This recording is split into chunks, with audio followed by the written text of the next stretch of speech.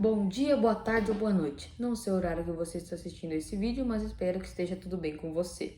Para quem não me conhece, eu sou o Henrique e sejam todos bem-vindos ao canal Império Eleitoral. Hoje eu vou tratar sobre um assunto que algumas pessoas têm curiosidade de saber, que é como funciona e como funcionava o sistema eleitoral do Brasil. A gente vai rodar um pouco na história brasileira, história política do Brasil, e esclarecer algumas coisas do dia de hoje também, como o voto na legenda, o que acontece com os votos brancos e nulos e etc. Mas vamos começar lá de trás. Em 1889 ocorre a proclamação da República e em 1891 tem a primeira eleição para presidente, eleição indireta, esta vencida pelo Marechal Deodoro da Fonseca. Em 1894, Floriano Peixoto, que era vice Deodoro, é eleito presidente diretamente, e em 1898 ocorre um marco que é o primeiro presidente não militar, primeiro presidente civil a ser eleito no Brasil, este pelo voto popular, Prudente de Moraes, que era um advogado nascido em Piracicaba. Piracicaba fica onde? No estado de São Paulo. E a partir daí se inicia a República Café com Leite. Por que República Café com Leite? Por causa que era a presidência por vários anos, quase mais de 30 anos, foi disputada entre mineiros e paulistas, produtores de café e leite. Por isso, os dois partidos, né? O Partido Republicano Mineiro e o Partido Republicano Paulista.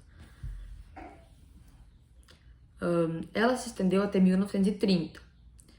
Nesse período, na República Café com Leite, ocorria uma oligarquia. E era uma democracia no Brasil, só que para poucas pessoas, né? Então não era uma democracia popular. Muito poucos tinham acesso a essa democracia. Quem eram essas pessoas? As pessoas de alto poder aquisitivo. Os coronéis, os cafeicultores, que, como eram muito ricos, tinham vários empregados. Esses empregados eram obrigados a votar no candidato que essas pessoas queriam. E em troca, os patrões davam presentes parecidos, né, entre aspas, com os que os portugueses davam aos indígenas na época da colonização. Ou seja, vamos supor, eu sou um empregado de um patrão. O patrão quer votar no Arthur Bernardes, eleição de 1922, e eu quero votar no outro candidato. Eu não posso votar no outro candidato, eu tenho que votar no Arthur Bernardes. Era mais ou menos assim que funcionava. Em 1930, eleição de Júlio Prestes, o Getúlio Vargas, que perdeu aquela eleição, resolve dar um golpe de Estado, depondo o então presidente Washington Luiz, dando um fim na República Café com Leite. O Getúlio Vargas, ele instala uma ditadura aqui no Brasil, e em 34 ele cancela as eleições daquele ano e cria o PTB, Partido Trabalhista Brasileiro, que existe até hoje. E o intuito do PTB, né, era dar direitos aos operários e os trabalhadores das fábricas, que na época trabalhavam e viviam em condições muito insalubres. Partido a favor do sindicalismo. Em 37, o Vargas cria o Estado Novo, que é um ramo, né, dessa ditadura dele. E em 45, ela chega ao fim, tendo a eleição para presidente do Brasil. O Eurico Gaspar Dutra, militar, acaba sendo eleito pelo partido PSD, que serviu de embrião, né, lá de trás para a criação do partido PSD de hoje, né, o moderno PSD. Não tem eleições, tem um espaço entre 45 e 50, e 55, né, que foi a próxima eleição, onde se elege o então governador de Minas, Juscelino Kubitschek. O Juscelino inicia a construção de Brasília e tal, e em 60, Jânio Quadros do PTN, que eu tinha a campanha de Jânio Quadros, né, ela tinha como símbolo uma vassoura, o slogan varre, varre, vassourinha. Em 64, precisamos voltar um pouquinho atrás, perdão. Não lembro que ano foi, mas o Jânio Quadros teve que renunciar. E então o vice-presidente dele é eleito pelo voto popular, pelo Partido Trabalhista Brasileiro, PTB, criado pelo Getúlio Vargas. João Goulart, gaúcho aqui de São Borja, popularmente conhecido como Jango, assume a presidência do Brasil. O Jango, ele tinha ideias mais voltadas à esquerda, e os militares estavam suspeitando que ele estava flertando com o comunismo, com a possibilidade de instaurar o comunismo no Brasil. Lembrando que a gente estava em época de Guerra Fria, então comunismo e capitalismo, Estados Unidos e União Soviética. O Jango, após muitas confusões que deu com ele acaba sendo deposto pelos militares em 64, e a partir daí a ditadura se estende até 85. Nesse período da ditadura, tem muitas coisas interessantes que ocorreram no Brasil. Os militares, os presidentes, eles assinavam os atos institucionais, ou aí popularmente conhecidos como AI-1, AI-5, AI-6, mais ou menos assim. Num desses atos, dizia que deveria ser adotado no Brasil o bipartidarismo. O que é isso? Só existiam 2 partidos. O Partido dos Militares, que era da direita, o Arena, Aliança Renovadora Nacional, e o MDB, Movimento Democrático Brasileiro, que era uma mega união de todos os partidos opositores ao regime. No caso, todos os esquerdistas, basicamente, né? E algumas pessoas que, mesmo sendo a favor da direita, eram contra o regime, pois o regime exercia tortura e opressão sobre os cidadãos do Brasil.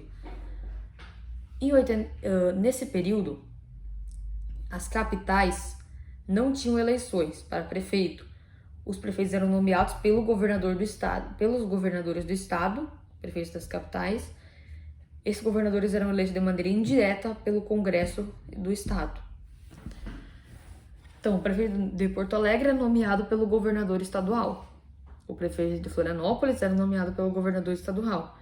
E assim por diante. Mas nas eleições municipais de outras cidades, que não fossem capitais, elas ocorriam normalmente. Só que com a questão do bipartidarismo e uma coisa que era nova no Brasil, o voto na legenda. O que é o voto na legenda? Não é o voto na legenda para deputado.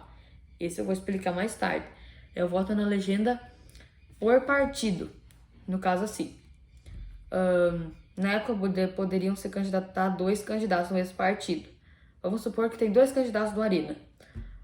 Os dois têm a mesma votação e quem vence na legenda é o Arena. Não, perdão. Eu preciso explicar outra coisa antes. É o seguinte, tinha um candidato do MDB e um candidato do Arena. O candidato do MDB poderia ser mais votado pela população.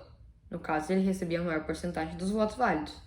Porém, naquela época, além de contabilizar os votos pro candidato, as pessoas também poderiam escolher a opção de votar na legenda, no partido, digitasse apenas o número do partido. E no caso, o partido que tivesse mais votos venceria. O candidato do MDB poderia ter feito 80% dos votos e o do Arena 20%. Mas se o Arena tivesse ganhado nos votos da legenda, o candidato do Arena venceria a eleição. Os votos da legenda eram os votos que as pessoas só escolhiam votar nela, mas também eram somados os votos para cada candidato. Então, os votos do candidato do MDB eram somados à legenda do MDB também.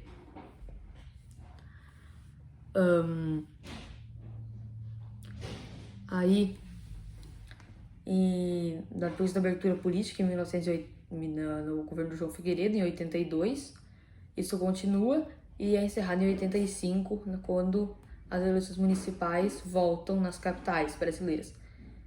Nessa época, desde lá do começo da proclamação da República, não havia segundo turno no Brasil, deixa bem claro. Era um turno só. Então, o candidato, não importava se o candidato fizesse mais ou menos de 50%, ele era eleito da mesma forma, se ele fosse mais votado. Isso permaneceu até 88, o primeiro e segundo turno da história do Brasil foi nas eleições presidenciais de 1989.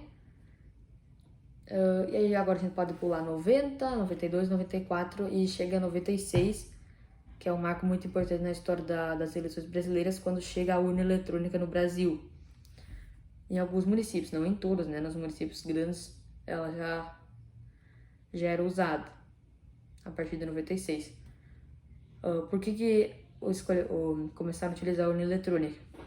Por causa que os votos no papel, né, tinham várias desvantagens. A primeira, demorava muito para serem apurados os votos, 3, 4, 5 ou até mais dias, dependendo.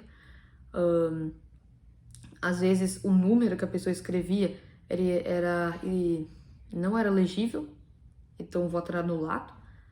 E também os partidos acusavam uns aos outros de fraude naquela época, por causa do voto no papel. Era assim, funcionava assim, né? Era um papel, uma folha de papel. Geralmente, em alguns casos tinha que escrever um número, em outros tinha que marcar no quadradinho, porque tinha os quadradinhos com o nome de cada candidato e você marcava o que queria votar. Em 96 chega a urna, que é impossível de hackear, não é impossível de hackear a urna eletrônica, então não tem mais fraude de votos que nem naquela época acusavam de ter, a não ser a venda de votos, né, que a pessoa vai comprando os votos das outras, mas isso é crime, vender o voto. Em 2000, a urna eletrônica é definitivamente usada em todos os estados do Brasil, todas as cidades brasileiras também. Então, na eleição de 2002, já tínhamos urnas em todas as cidades brasileiras. Agora, vamos explicar alguns quesitos. Primeiro, os votos brancos, nulos e abstenções. Os votos brancos não são mais, como antigamente, contabilizados ao candidato mais votado. Em 89, por exemplo, eles ainda eram contabilizados ao candidato mais votado, o que ampliava a vantagem dele após ele ser matematicamente eleito. Hoje em dia, o voto em branco demonstra que a pessoa não tem preferência por nenhum dos candidatos. E o voto nulo é que ela não quer votar em nenhum candidato. O voto branco, posso votar em qualquer um. E o voto nulo, não quero votar em nenhum. Essa é a diferença do voto branco e nulo, e nenhum é contabilizado a qualquer candidato de cada eleição. A abstenção é quando a pessoa não vai votar e ela tem um período, um certo tempo, né, para justificar essa ausência no voto. Se ela não justificar, após esse tempo, o título dela é cancelado e ela tem que pagar uma multa. Agora, o voto na legenda para deputado, que funciona para deputado estadual e federal. Não lembro se para vereador funciona, mas acho que não mais. Talvez funcione. É o seguinte, existem 3 tipos de lista de voto no mundo, nas democracias, né? A lista aberta, que só pode votar nos candidatos, a lista fechada, que só pode votar no partido, e a lista mista, que é o caso do Brasil. Ou seja, pode votar tanto no candidato como no partido, que funciona para os deputados, né?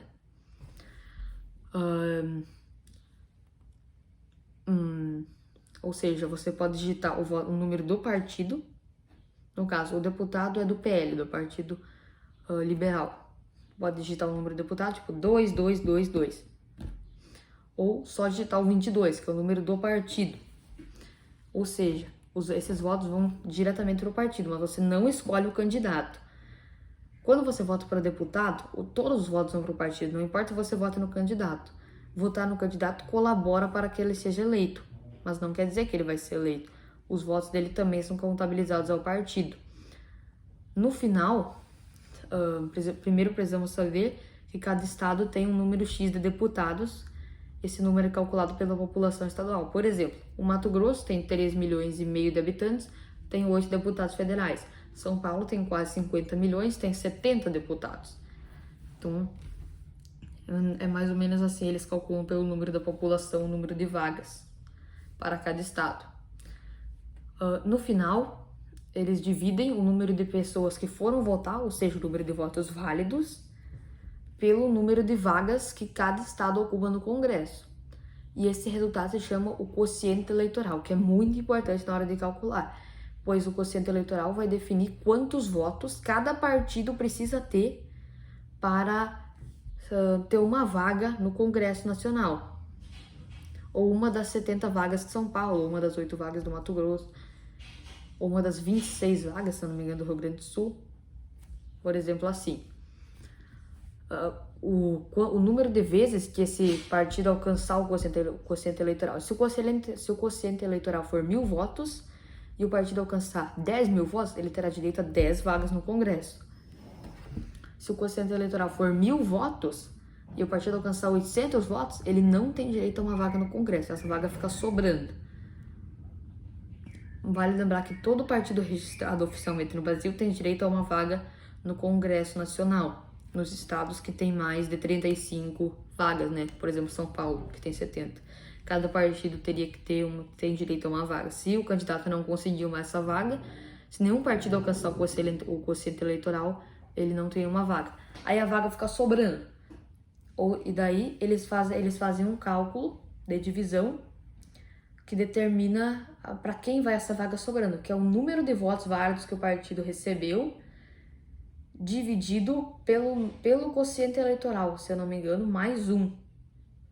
Se eu não me engano é assim. Esse é o quociente partidário ou da federação partidária. Federação partidária é como se fosse, por exemplo, a Federação Brasil da Esperança desse ano, né? Que é o PT, o PV, o PCdoB, que se coligam numa federação partidária. Então os votos vão para a federação, não para cada desses partidos.